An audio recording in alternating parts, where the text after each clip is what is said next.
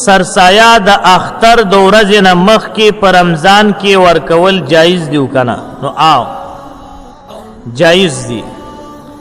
په صاحب نصاب باندې سرسایا د وړو کې اختر په ورځ صبح صادق راختلو سره واجبېږي او مستحب هم دا ده چې د وړو کې اختر د مانځنه مخکې صدقۃ الفطر ادا کړي.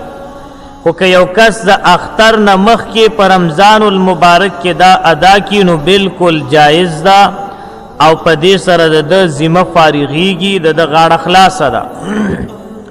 نو ډېر ملګري اکثر هغوی ته پوښتنه کوي چې زه صدقۃ الفطر ادا کم که نن؟ ما ورته ویل ادا یې کوي.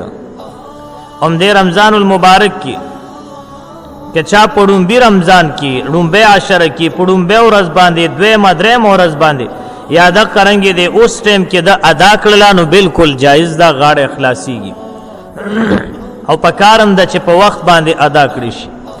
ځکه په دې سره د غریبانانو مسلمانانو په کور کې خوشحالي راشي. د هغوی چې کوم ضرورتونه یې ستا په دې پیسو باندې پوره کړل او د هغې د زړه نه چې کومه دعا وځي الله پاک به ستا دنیا او آخرت پې ښایسته کړي. نو د اختر نه وړاندې رمضان المبارک کې ادا کول هم جایز دي، غاړه خلاصېږي.